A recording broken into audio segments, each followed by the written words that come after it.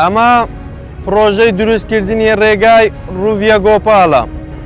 ئەم ڕێگایە شارەکانی هەولێر و دۆک بە یەکتر دەبەستێتەوە. کارەکانی ئەم پرۆژەیە زۆر بە خێرایی دەڕوات. بە هەموو ئەگەر و پێشبینیەکان ئەم پرۆژەیە لە کاتی خۆی زۆر زووتر تەواو دەبێت. ئەندازیار ئامرم لە بەرنامەی چەند و چۆن لەگەڵتان دەبم. لەم هەڵقەیە لە پرۆژەی دروستکردنی ڕێگای ڕوڤیە گۆپاڵ دەکۆڵمەوە. ئەم پرۆژەیە دەکەوێتە ناحیەی ڕوڤیە لە قەزای بەردەڕەش. کارەکانی ئەم پرۆژەیە لەلایەن کۆمپانیایەکی ناوخۆیی جێبەجێ دەکرێت. لە چۆنیەتی کارکردن و چەندیەتی پرۆژەکە دەکۆڵینەوە.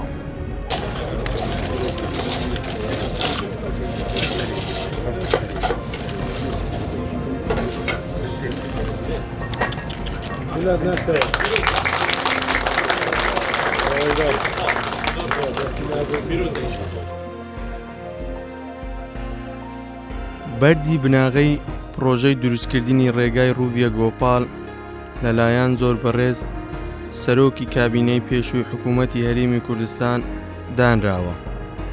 مەبەست لەم پرۆژەیە کەمکردنەوەی قەرەباڵغی ڕێگای بەردەڕەش هەولێرە کە بە ڕێگای مەرگ ناسراوە و ساڵانە چەندین ڕووداوی هاتوچۆ لەو ڕێگایە ڕوودەدەن. هەروەها ئەم ڕێگایە دووری نێوان شاری هەولێر و شاری دهۆک زۆر کورت دەکاتەوە و شوفێران دەتوانن بە کاتێکی زۆر کەمتر هاتوچۆ نێوان شارەکان بکەن. ڕێگای ڕوڤیە گۆپاڵ درێژیەکەی 22 کیلۆمەترە. دەبێتە یەکەم شەقامی سەرەکی خێرای دووسایید لە نێوان شاری دهۆک و هەولێر. بە کورتترین و خێراترین شەقامی نێوان ئەو دوو شارە دادەنرێت چونکە ڕێگاکە ڕێگایەکی خێرایە و لە دوو ئاراستە پێک دێت. هەر ئاراستەیەک لە 3 هێڵ پێک دێت وە پانی هەر هێڵێک 3 مەتر و 75 سانتیمەترە. واتە پانی هەر ئاراستەیەک 11 مەتر و 25 سانتیمەترە. لە یەک کاتدا 3 ئۆتۆمبیل بە تەنیشتێکەوە دەتوانن ڕێگاکە بەکاربێنن. لە نزیک هەموو گوندەکان ئاراستە گۆڕینی خێرا و چوونە ژوورەوەی خێرا دروست کراوە بۆ ئەوەی بە هیچ شێوەیەک قەرەباڵغی لە ڕێگاکە دروست نەبێت. ئێوە وە کۆمپانیایەکی ناوخۆیی لە هەرێمی کوردستان چۆن بوو ئەم پرۆژەیەتان وەرگرت و مەبەستان لە دروستکردنی پرۆژەیەکی ئاوا بۆ حکوومەتی هەرێمی کوردستان چییە؟ ئەم وەکی کۆمپانیا کۆڤین گروپ و کۆمپانیەکە خۆمۆلینە ما ئەف پرۆژە وەرگرت سەر بەوەریەوە حکوومەتێ چونکە ما بەری وەخت سۆڵێت دەربۆز بوویت سۆڵێت قەیرۆنێدا مەجموعەکە پرۆژەمە هەبوون دەڤەرێ ما بەردەوامی پێدا و سەرەڕای قەیرۆنێ سەرەڕای نەبوونەوە پشتەوانیە پێویست یا حکوومەتێ ما وەکی چۆوە پێشمەرگەی سنگێ خودۆژە پەی ئەم بووینە پێشمەرگێت ئۆڤادۆنکردنێ و ما دەست نەبەردەوە حتۆمە پرۆژە بدمۆیەکینەوەی ئەف چەندە بوو هەندێک و حکوومەت و هەرێمە کوردستانێ بۆریەکە بۆش کۆمپۆنیۆ ماینۆ و ئەف پرۆژە هاتە پێشکەشکردن مەجی وەکی کۆمپۆنیە ما پسینگەکێ بەرفرە ما پرۆژە وەرگرت مەرەمۆمە خزمەتکردنەوە وڵاتیە بەری هەر شتێکێ ما دەوێت ئەم هۆریکۆر بین حکوومەت یال حکوومەتێ چونکە ئەم هەمی زۆنین قەیرۆنەکە حکوومەت توش بووی و ئەف پرۆژە ئەگەر شێوەکی قەرز نەبیتن ڕەنگە حکوومەت نەتوانیتن حتى چەند ساڵێکی دژیوان پرۆژە ئەنجام بدات ji ber giringiya fî projek û projekê stratîjiye kompaniyama dest da hêrîkariya hikûmetê û panaya Xwedê piştevaniya hikûmetê bixwe pişiyanê kompaniyê ev proje dê bi deyn hête kirin û mawekê zûr Kurd da înşallah melbere ev proje bi dimahîk bihêt û barekê gelekî mezin li ser mirêt hewalatiya bi taybet ev hewalatiyet ku berdewam hatin û çûna mabeyna Hewlêrê û Duhokê dikin dê barekê giran ser milêt û rabîtin û dê xizmeteka baş û deverê ket inşallah. Baş e êsta karekantan çۆn derûat? Aya tûşî hîç astengiyek bûne li drûstkirînê projeka?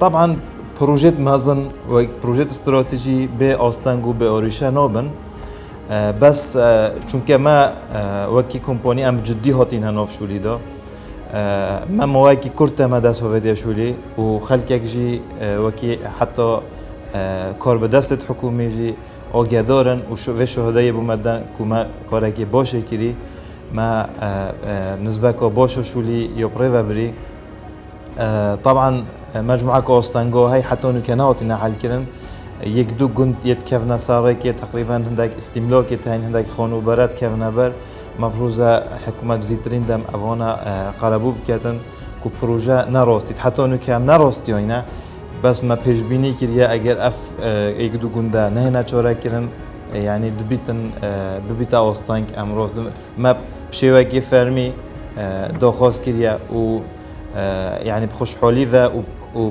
سپاسی و دوایرت معنی وکی ریوابریو ریکوپرو الپارزگاه و دو که جدی هاری کارن اوان یعنی اف کتاب و اف نویسارت که مداین بجدی دیفچونت کن بس جبر کو کمپانیا گلک سرعوه و زدایه بدویه و جی هاری کاریا مبکن که واستنگا رو باشه دانشتوانی نزیک ام پروژه تا چەند هاوکارن لەگەڵتە بۆ ئەوی پرۆژەکە و کارەکە بە سەرکەوتووی جێبەجێ بکرێت.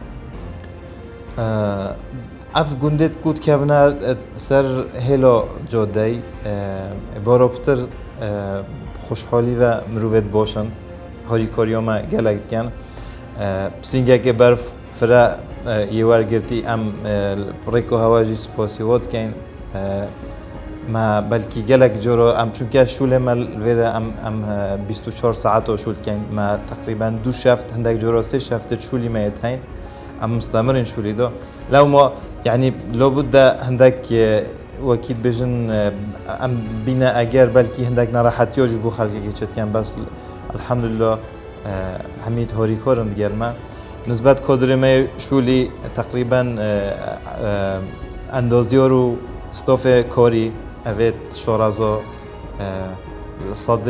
صد همی خلکی دوره نه یعنی خلکی پارزگاه و دهوکی نه وکی مهندس وکی پیور مساح فورمانت ما همی خلکی دوره نه و تایبت مکاینت ما شوفر چون که ما حدود نزدیکی 302 مکینه وی پروژه دهین از دقیق بلکی یا دقیق نبید بس نزدیکی زیادتر 600 اش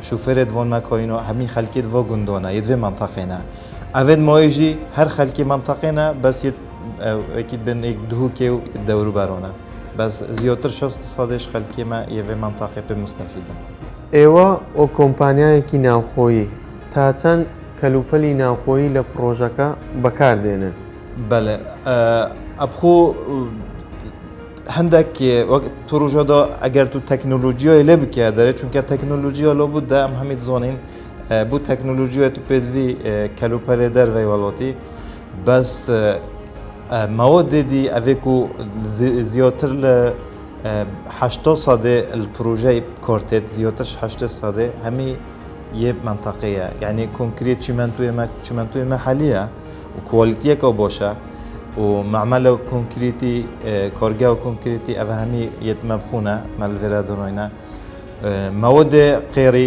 غيري همي تقريبا 100% هي منطقية. هاولاتيان تاوري اون پروژەکە تەواو بکرێت. ئایا کەی پروژەکە تەواو دەکرێت و ئاستی کارەکانی پروژەکە گەیشتۆتە چه ئاستێک؟ خەڵکێکی هەمیە دیتی ئەو ڕۆژێک و برای بنیاتی بو پروژه دانا برای سروکی حکومت یه وقتی برای نیچروان بارزانی برای بنیاتی دانا و ریوبریا کاوین گروپ الوی روژه سوز دو بویه که ام نیویا وقتی خلاص کن ابخو ماوی پروژه نزدیکی 900 روزن بس ما بریار دویا ام همین محاولت خوب کن اوی ماوی نیوی بکن جبو برجواندی گشتی و حتی نکه که تقریبا نزدیکی 8 مانگای هم شد کن زیادتر 35 سادش پروژه هاتیه بجهیم باشە بە دیاریکراوی پێمان بڵێ کەی پرۆژەکە تەواو دەبێت. مەلبەرە ئینشۆڵە ئەف سۆڵە بەریک و ئەگەر وەکیت بن بۆرۆنێت مازی مەجۆلێ بدەن ئەمە مەلبەرە ئەف سۆڵە احتیمۆلە نزیکی 70 مەشروعی بوو خەلکی vەکەین و بۆرێ خەلکی gelek sivik bibîtin movê bihêtin ew jî bê noxul mafirekin yanî ev sola dê beşekê here mazinê projeyê vebît bes înşallah sola bihêtin melbere heta heyva 6 yan 7 înşallah proje hemî kutayî bêt.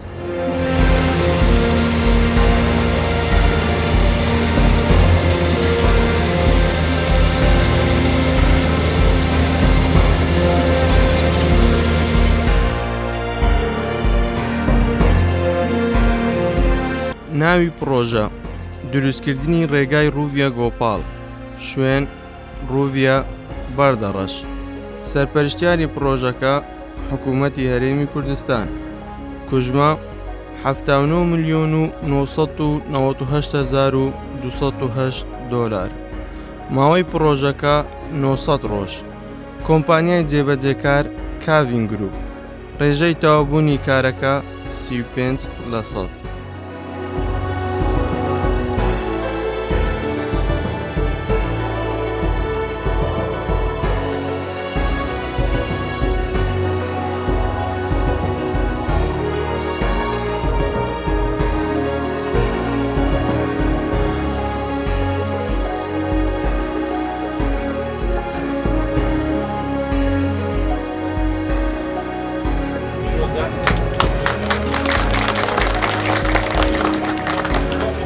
بەردی بناغەی ئەم پرۆژەیە لە 25 نۆی ساڵی 2018 دانراوە.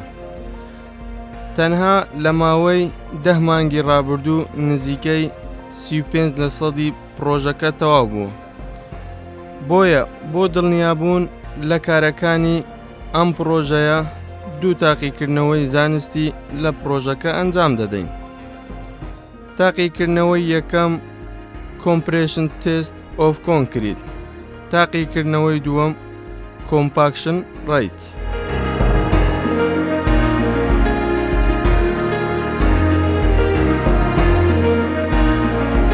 تێستەکە Compression تێستە واتە تاقیکردنەوەی بەرگەی ئەم کۆنکریتە.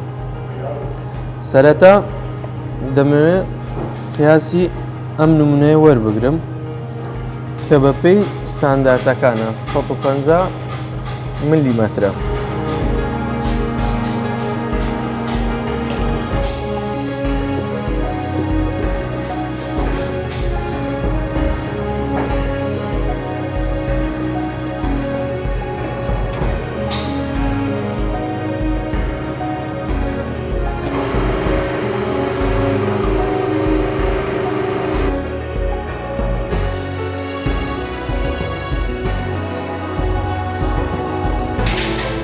ئەنجامی تاقیکردنەوەکە ماکسیمەم لۆدەکەی 988.439 کیلۆمترە.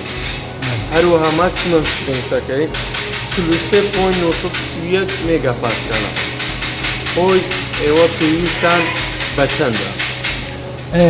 ما پێویست بە 33 مێگاپاسکالە بۆ 28 ڕۆژی کە ئەvە 43.931 مێگاپاسکال خواندیە. کەواتە زۆر لەوە زیاتر زۆر خواندێت. بله.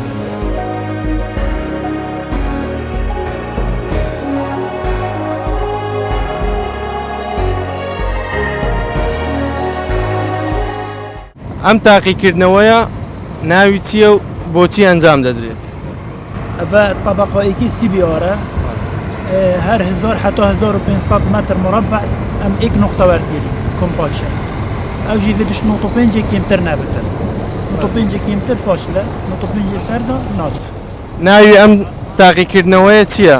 ئەو ئامێرەی کەم تاقیکردنەوەی پێدەکرێت ناوی چییە؟ ئەvە جیهازێ ذەڕیە نەوەویە کۆمپاکشنە. بەڵێ.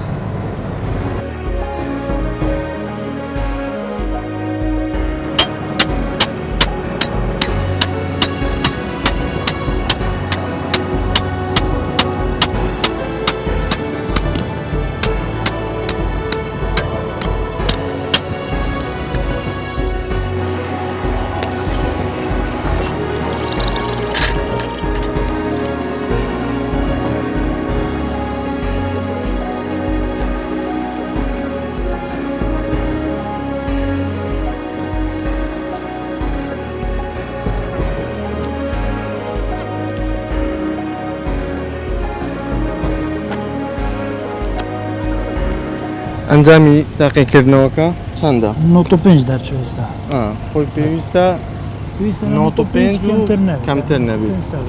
ئەنی ئێستا کۆمپاکشنەکە هیچ کێشەیەکی نییە. تەنها تایبەت بەم پرۆژەیە 12 ئەندازیار و 17 ڕوپێ و کار لەم پرۆژەیە دەکەن. هەروەها بەسەرجەم پاسەوان و شوفێر و کرێکارەکان نزیکەی 506 کەس دەبن. توانای کۆمپانیای جێبەجێکاری پرۆژەکە بۆ ئەم پرۆژەیە: کارگەکان، کارگەی جیاکردنەوەی بەردی شکاو، کارگەی بەرهەمێنانی ئەسفەڵت، کارگەی بەرهەمێنانی کۆنکریت، کارگەی بەرهەمێنانی شیش، کارگەی دروستکردنی گێردەر، کارگەی دروستکردنی نیوجەرسی، شوێنی تایبەت بۆ بەدەستهێنانی تێکەڵە. تەنها بۆ ئەم پرۆژەیە کۆمپانیای جێبەجێکار ژمارەیەکی زۆری ئۆتۆمبیلی بۆ ئەم پرۆژەیە دابین کردووە: قەڵابە 180، عادیلە 66، شۆفڵ 38، حەفارە 27، فاریشە 11، تانکەر 8، گرێدەر 7، بلدۆزەر 2، کرێن 2، لۆدەر 2.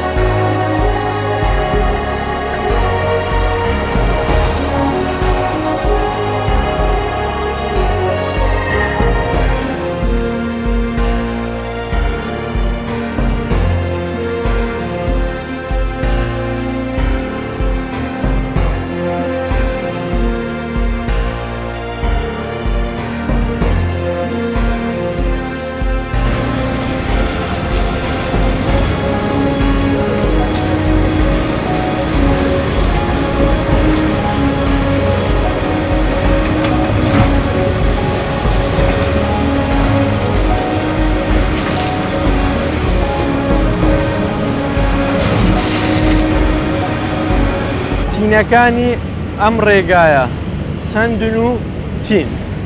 بەڵێ ئەف ڕێگا پێک تێتن ji قۆتێک تێکەلەیە بژینێ ساب بیس ئینگلیزیەکەی و بیس کورس مکەسەرە مكسر R7.2 الكودي ده وسي طبقات سي قطعة قيرينة اسفلت استابلايزر بايندر وسرفيس.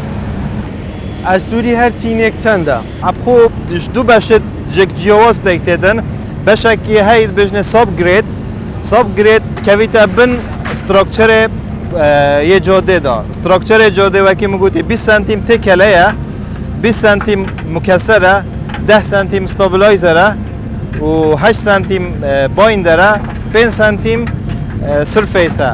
بس ساب گرید یعنی ساب گرید چونکه تخکا زورا گرنگه و دراسه که ورد بهده کرن مد پروژه مدا 5 سانتیم ساب گرید های که ساب گرید مواصفات دویتن CBR و کالیفرنیا بیرینگ ریشیو که امترنه بیتن 15 ساده.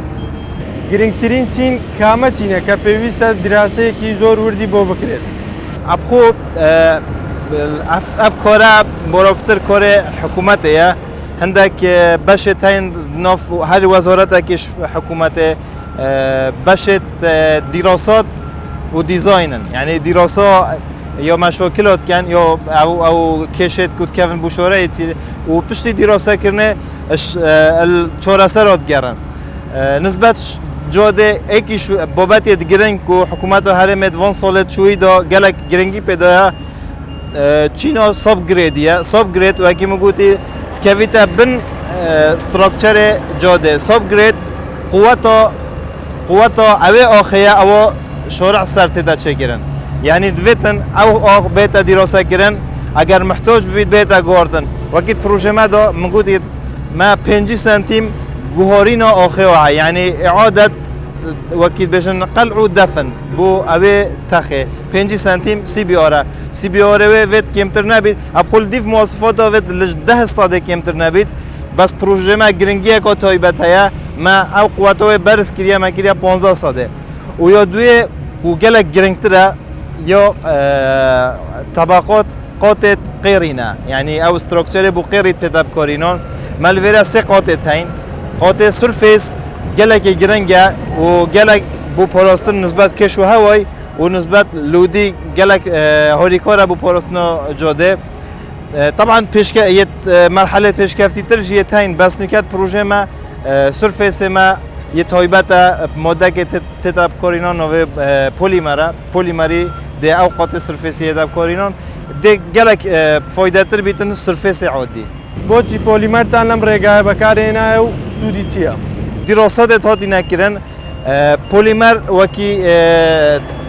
وکی بجن پیشکفتی ترش سرفیسی چونکه سرفیس بس معادله سرفیسی تداب کارینان قیره و نزدیکی 6 ساده بس پلیمر هاری کارتره بو پاراستنا تخت بن استابلایز یعنی با این دریو استابلایزری ولو مال پروژه مایدی ما پروژه که دیه های پروژه باطل بو گلیزا خو ما تکنولوژی کنی آب کارینای اف طبقه دیمایی که استون ماستیک تکنولوژی کنی ترا و پتر خلبر لود شرعید گریتن الویره ما بلا بوی جارو یکم کردستان دا و العراق یادشم بجم دست استون ماستیک کارتن الپروژه ما یزخو بس الویره پلیمره جیومتری دیزاینی ئەم پرۆژەیە تا چەند هاوکارە بۆ ئەوی ڕووداوەکانی هاتوچۆ لەم پرۆژەیە لەم ڕێگایە کەم بکرێتەوە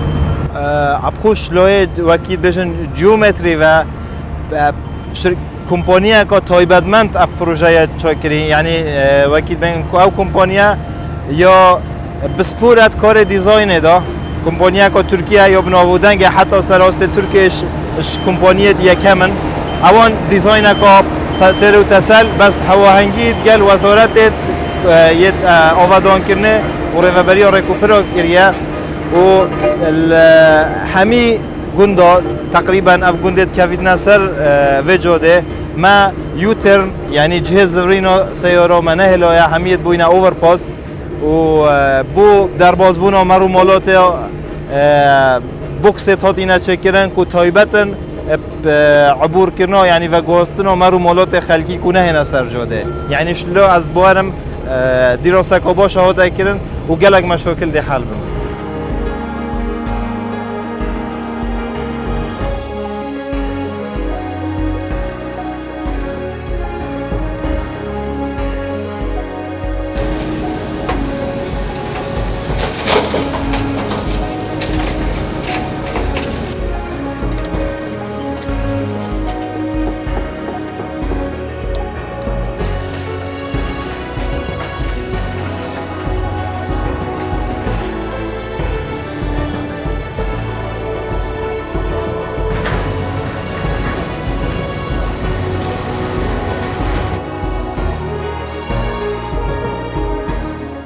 درێژی ڕێگاکە 22 کیلۆمەتر پانی ڕێگاکە بەگشتی 32.5 متر ژمارەی ئاراستەکان 2 ئاراستە ژمارەی هێڵەکان 3 هێڵ لە 1 ئاراستە پانی هەر هێڵێک 3 متر و 75 سانتیمەتر پانی شۆڵدەر 3 متر پانی ناوەڕاستی ڕێگاکە 3 متر ئەستوری ڕێگاکە بەگشتی 63 سانتیمەتر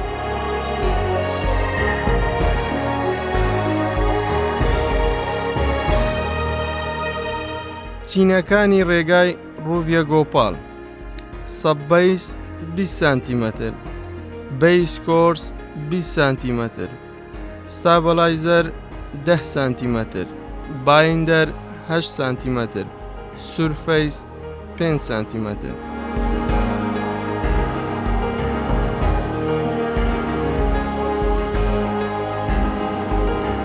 گرنگی ڕێگای ڕووڤیە گۆپاڵ بۆ هەرێمی کوردستان.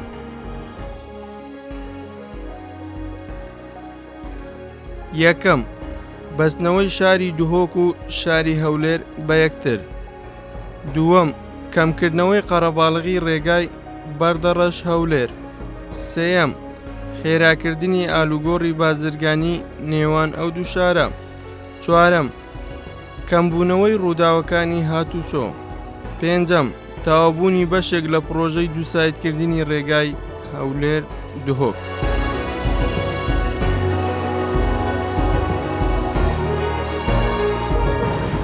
پرۆژەی ڕێگای ڕووڤیە گۆپاڵ بەشێکە لە پرۆژەی دووسایتکردنی ڕێگای نێوان شاری دوهۆک و هەولێر.